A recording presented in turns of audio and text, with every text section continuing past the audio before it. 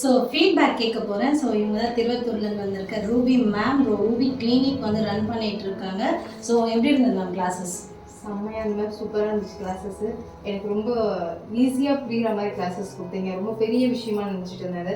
ரொம்ப ஈஸியாக இருந்துச்சு கிளாஸஸ். இவ்வளோதானா அப்படின்ற மாதிரி இருந்துச்சு. நல்லா இருந்தது. இது ஒரு ஆன்லைன் கிளாஸ் மாதிரி இல்லை மேம்? ஆன்லைன் கிளாஸும் இருந்தது, நீங்கள் ஆஃப்லைன்லேயும் வந்து நல்லா கிளாஸஸ் கொடுத்துருங்க. ஸோ தியரி முடிச்சுட்டு ப்ராக்டிக்கல் பார்த்துருங்க. ஸோ உங்களுக்கு பிடிச்சிருந்ததா?